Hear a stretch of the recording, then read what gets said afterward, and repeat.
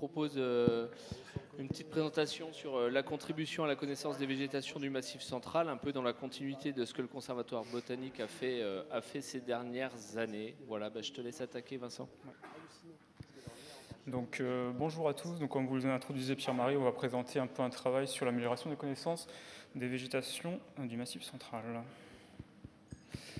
Donc, pour vous rappeler un petit peu ce qui a pu être fait précédemment par le Conservatoire, depuis de nombreuses années, donc le Conservatoire s'est beaucoup investi dans le travail de typologie en fait, phytosociologique sur les végétations de son territoire d'agrément. Et donc assez récemment, ça s'est concrétisé avec la publication de différents catalogues, dont un qui est sorti en 2021 sur les végétations des milieux agro-pastoraux et également des végétations des réserves Chastres-Sancy, donc qui est le massif du Sancy, donc basé en Auvergne. Et donc en fait, tout ce travail de typologie, concrètement, ça sert après à accompagner les services de l'État, donc après sur l'amélioration des connaissances des habitats, les cartographies des milieux naturels via Natura 2000, pour lequel le Conservatoire a une mission d'assistance. Et donc tout ce travail également, ça permet de maintenir un ensemble d'habitats qui sont fonctionnels. Ça, c'est des choses qu'on a pu évoquer, notamment avec l'intervention de Lisa. Et donc, on essaie d'avoir une approche de conservation des végétations sur un vaste ensemble pour permettre à ces milieux d'être préservés de manière durable dans le temps. Donc là, on va vous présenter, suite aux différentes publications qui ont pu être faites, un peu des nouvelles améliorations de connaissances sur certaines végétations qu'on n'avait pas trop bien détectées au moment de l'apparition de ces différents ouvrages. Donc très rapidement, on a pu avoir apporté des nouvelles informations sur certaines prairies marnicoles, donc du secteur de Rosières. Donc le Rosières, c'est une commune qui est située dans le département de la Haute-Loire, donc qui est située dans le secteur du Mégal. Donc c'est un site, enfin c'est une région naturelle plutôt, qui est pas très concernée par Natura 2000, uniquement sur les milieux forestiers. Et donc un peu les milieux ouverts sont très peu connus. Donc là, on a pu mener des inventaires suite à des travaux sur une route nationale. Du coup, le conservateur a été missionné pour faire des inventaires complémentaires, et ce qui nous a permis d'améliorer des connaissances sur certains types de prairies qui sont assez originales pour le massif central, tout simplement parce que ce sont des milieux qui sont marnicoles, donc plutôt calcaires, sachant que ça, c'est quand même quelque chose qui est globalement rare dans le Massif central. Et donc ça se traduit notamment par la présence de certaines espèces vraiment à enjeu sur notre territoire, comme là où on a pu mettre quelques photos comme Carax hartmanni ou Dianthus superbus. Donc après, là, actuellement, il nous faudra encore un peu améliorer les connaissances sur ces différents types de prairies pour en avoir un peu une approche phytosociologique un peu plus fine, ce qu'on n'a pas pu faire jusqu'à présent. Donc là, on va un peu quitter la plaine, le secteur du Mégal pour aller vraiment sur la plaine du Forez dans le département de la Loire, et donc sur des pelouses un peu structurées par Festuca pulchra. Donc avant d'aborder un peu l'angle habitat naturel, on va revenir un petit peu sur l'historique de les découvertes de ce type de milieu qui ont conduit du coup au conservatoire de mener des inventaires depuis plusieurs années pour améliorer la connaissance de ces végétations.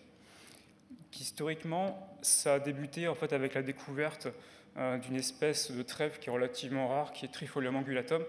Donc, vu les enjeux de conservation sur cette espèce et sa rareté, le conservatoire a mené de nombreux inventaires complémentaires en fait, pour trouver des nouvelles stations, tout simplement, et également améliorer la connaissance de l'écologie de cette espèce. Et donc, ça a permis de découvrir d'autres espèces en jeu, là, comme Trifolium micranthum ou encore Beoperum tenuissymum.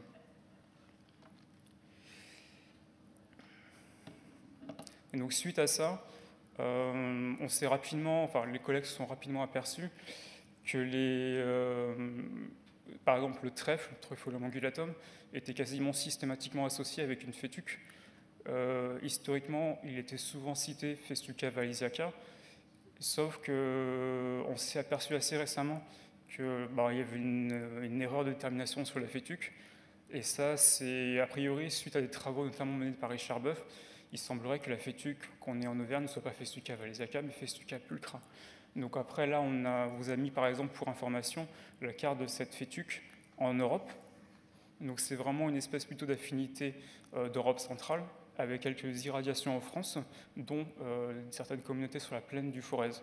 Et donc c'est assez intéressant parce que suite à ce travail sur les fétuques, enfin sur cette fétuque en particulier, on a commencé également à regarder un petit peu de plus près certaines autres espèces, notamment le Podospermum.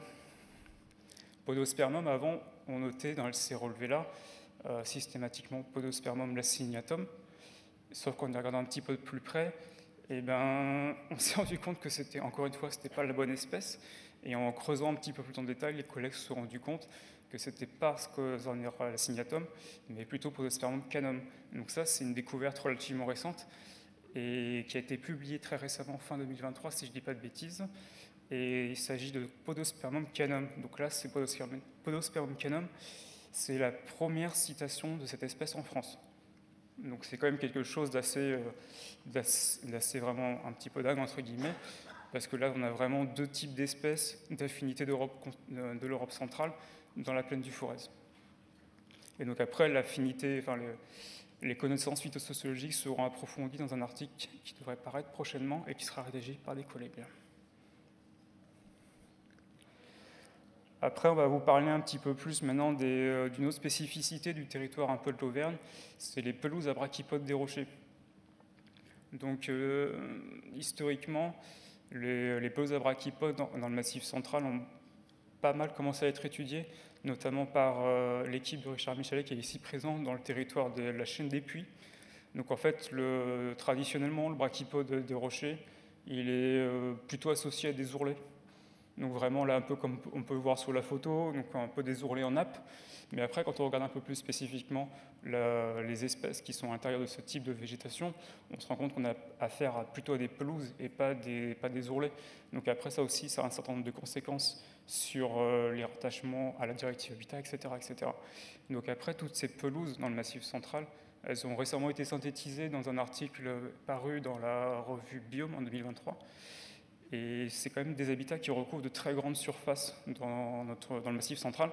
Mais il y a encore un peu une nécessité d'affiner un peu les connaissances, notamment après pour les personnes que ça intéresse un petit peu plus spécifiquement.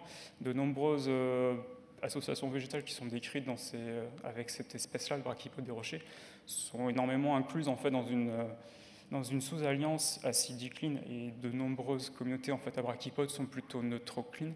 Donc il y a un peu une incohérence après de classement au niveau de la classification phytosociologique. Donc ça, c'est quelque chose qu'il faudra après, pareil, un petit peu améliorer dans les années à venir pour avoir une cohérence globale par rapport à la classification phytosociaux. Maintenant, on va un petit peu quitter la plaine pour remonter un petit peu plus en altitude et étudier un peu plus les formations, notamment à Fougères, de l'étage du subalpin. Donc ça, ce sont des communautés qui sont vraiment très communes, plutôt bien représentées essentiellement dans le massif du Sancy, et également dans le Cantal, et très ponctuellement dans le massif du Forez. Donc ça, ces formations à Fougères, elles vont vraiment plutôt former des mégaphorbiaires. Donc ce sont vraiment des végétations avec des grandes herbes qui vont avoir des très grandes feuilles, et qui sont particulièrement adaptés à des milieux plutôt humides, que ce soit par des écoulements de eau ou alors une hygrométrie ambiante très importante. Et traditionnellement, nous, on va plutôt, par exemple, pour tout ce qui est végétation Atyrium distantifolium, en fait, les rattacher à une association qui a été décrite par des auteurs dont je ne prononcerai pas le nom, d'Europe centrale, du coup, qui ont été historiquement décrits dans les années 1920 et puis après 1960. Quand on regarde un petit peu plus dans le détail en fait ce qu'ils ont décrit, ces personnes, on se rend compte qu'il y a de très nombreuses espèces vraiment d'affinité d'Europe centrale, donc comme Calamagrostis villosa ou encore Aconitum firmum. Et ça, ce sont vraiment des espèces qui sont totalement absentes du Massif central. Donc après, ça nous pose vraiment la question de rapporter ce qu'on observe chez nous à ces différents types d'associations. Et notre conclusion, c'est que plutôt on a quelque chose, une association vicariante dans le Massif central et qui serait encore à décrire.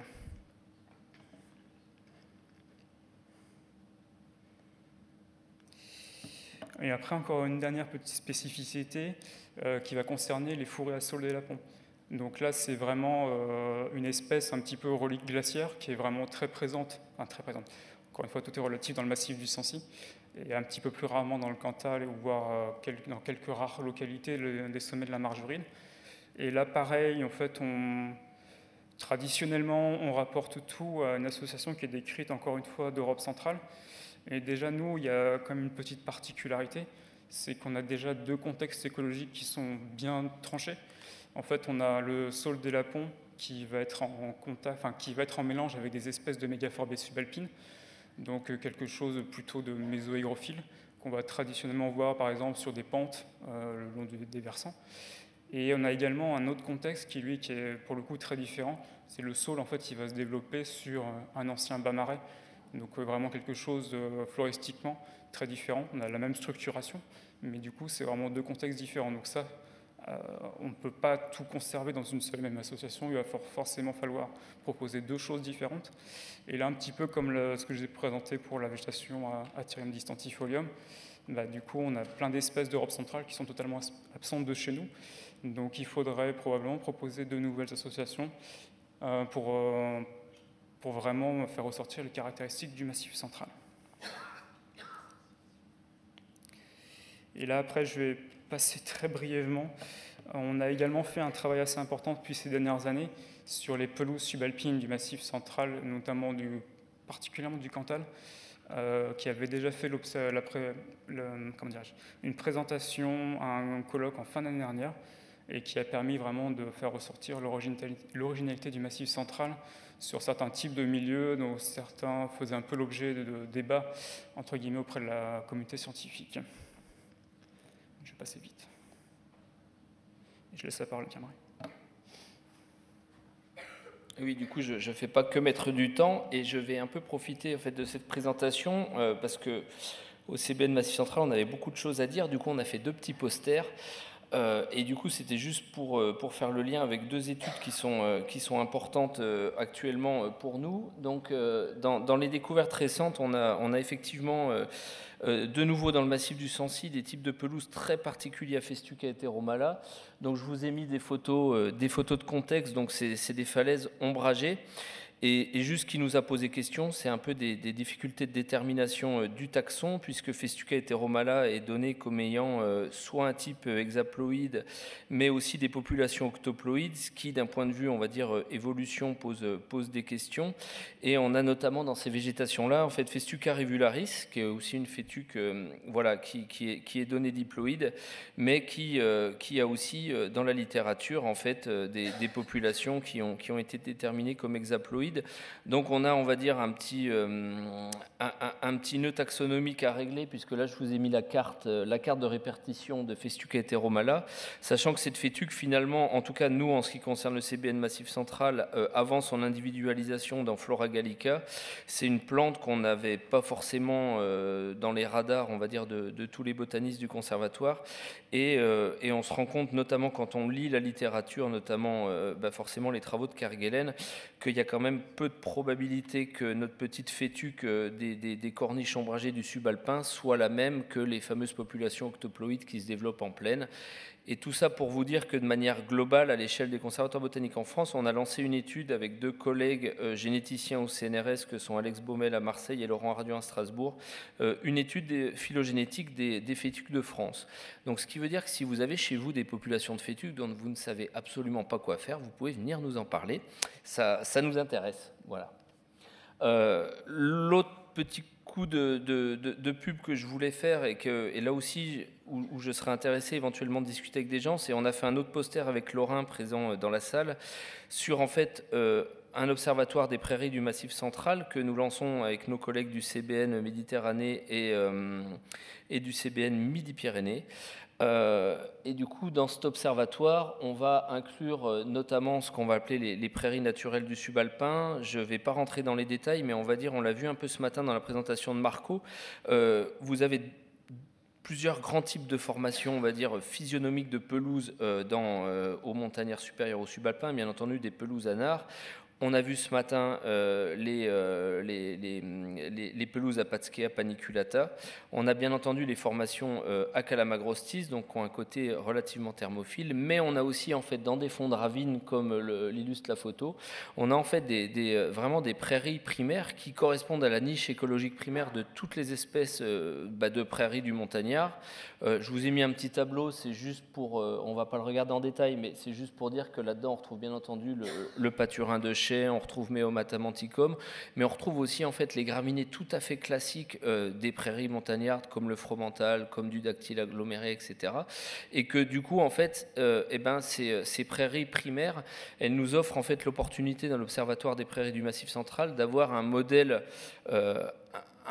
en fait de prairies non gérées par l'homme. Et du coup, voilà, c'était juste pour vous préciser ça, c'est qu'actuellement il y a des thèses en cours à l'INRAE de Clermont-Ferrand autour de ça, et qu'on s'est mobilisé vraiment à l'échelle du Massif central pour lancer un gros observatoire en fait des prairies du Massif central, où on a l'objectif un peu de comprendre ce qui est en train de se passer dans les prairies. Je ne sais pas si beaucoup de gens ont autant le nez dans les prairies que moi, mais ces dernières années, il s'est passé beaucoup de choses.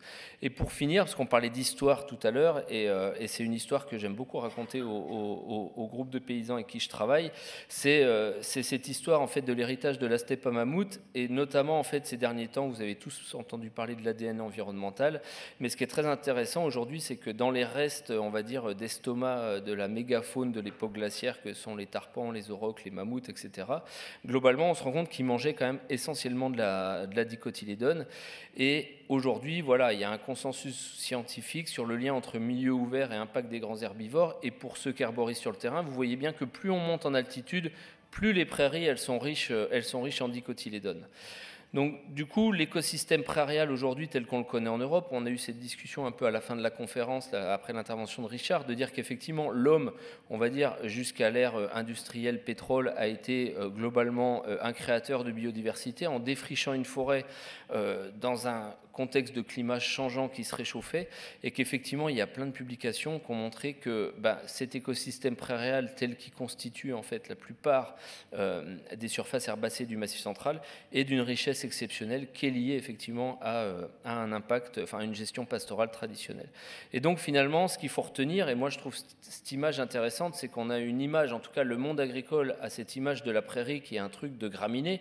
Ça ne veut pas dire qu'on n'y veut pas de dicotylédone, mais encore là ça dépend du point de vue de certains, mais en tout cas c'est juste que ce remplacement des grands troupeaux d'herbivores par l'élevage, il a augmenté la pression d'herbivorie sur les territoires, et donc c'est aujourd'hui ce qu'on appelle dans la communauté scientifique, voilà, paradox of Forbes. Donc c'est ça, c'est de se dire que finalement ces dicotylédones, elles avaient une place vraiment phénoménale, et vous le voyez bien en système forestier, quand il y a une clairière, quand on fait une coupe, on n'arrive pas à une prairie graminéenne, et que finalement la stratégie des graminées, qui sont des espèces globalement qui ont un feutrage racinaire de surface, etc., qui ont des stratégies plutôt pionnières et plutôt globalement à capture de ressources, elles se sont relativement bien adaptées à une pression d'herbivorie qui augmentait. Et ça, je trouve que c'est vraiment intéressant à prendre, sachant qu'en plus, quand on analyse un écosystème prairial, quand on parle de diversité floristique, mais aussi fonctionnelle, mais aussi génétique, elles sont quand même principalement liées à la présence des non-graminées, qui sont issus de beaucoup plus de familles, et qu'effectivement, globalement, on a un appauvrissement de nos systèmes prairiaux. Je finirai juste là-dessus. Le modèle général d'augmentation de la fertilité du sol, je l'ai déjà présenté par ailleurs, mais en tout cas, c'est juste vous dire qu'on a glissé globalement de végétation agropastorale biodiverse à des choses de plus en plus graminéennes. Ça se traduit très bien juste par cette carte de répartition qui est celle de la pigrièche à tête grise, voilà, où forcément c'est comme tout oiseau insectivore, ça dépend des prairies. Et ce que je voulais juste pour finir là-dessus, et c'est une vraie réflexion, et c'est pour ça que c'est important pour nous de lancer cet observatoire des prairies du Massif central, y compris pour répondre aux problématiques du monde agricole, c'est qu'on est aujourd'hui dans un vrai changement de paradigme. C'est que jusqu'ici, on l'a dit, la nature a horreur du vide, la prairie comme une forêt est un lieu de compétition sans merci entre différentes espèces végétales. Sauf qu'aujourd'hui, ce qui est en train de se passer, c'est que jusque-là, le facteur limitant, c'était la disponibilité en éléments nutritifs. Donc globalement, par nos pratiques de fertilisation, voire d'irrigation, on a favorisé en fait des graminées précoces. Et que ce changement de paradigme aujourd'hui, c'est que le facteur limitant, c'est plus ces éléments nutritifs, ça va devenir l'eau. Et juste, je finis là-dessus, on a eu une journée d'animation dans le Limousin, avec un paysan qui nous dit « Non mais là j'ai une nouvelle espèce qui est apparue, elle envahit toutes mes prairies, c'est catastrophique ». Mais il s'avère que c'était juste de la Centaurégacée.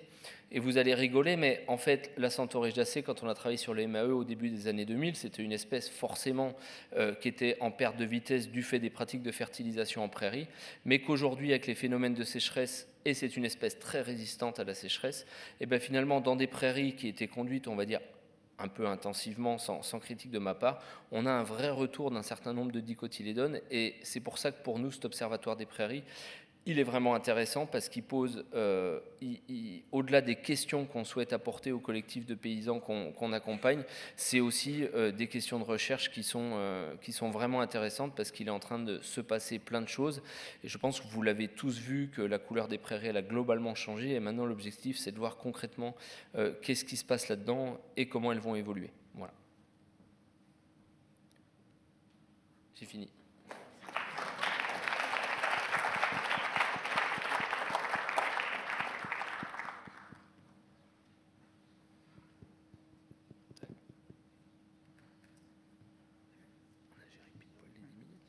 Donc, si vous avez des questions, mais déjà une.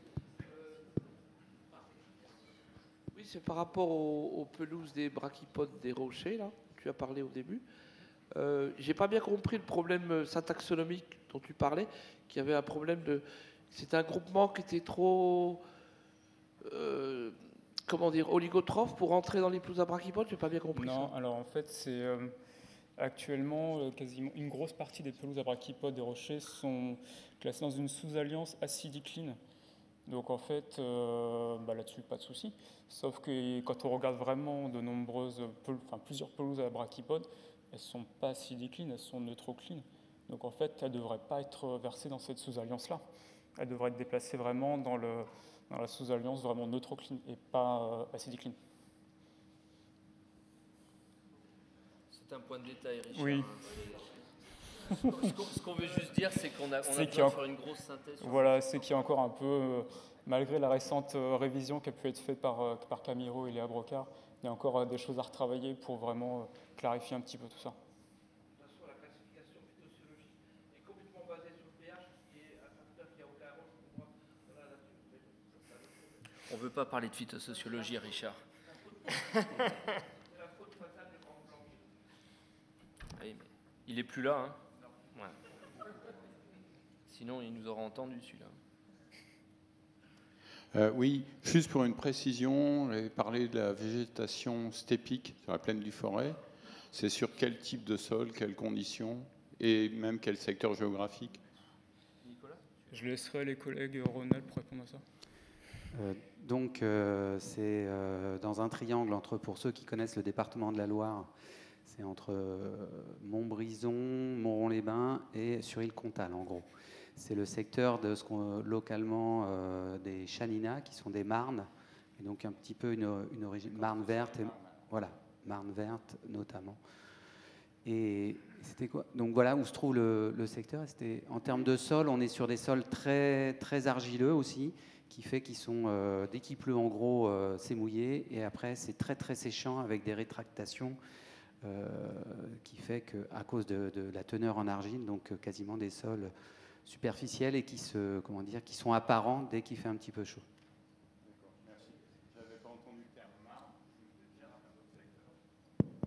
Il y a aussi un autre facteur, c'est aussi, ils sont, on dit subalophiles, mais très riches en éléments minéraux à certains endroits, avec une petite teneur en sel. Hein. Bon, ça n'a rien à voir avec, bien sûr, la partie maritime ou les sources salées d'Auvergne qui sont connues, mais avec des teneurs en sel suffisantes pour qu'on ait quelques espèces halophiles ou subalophiles présentes.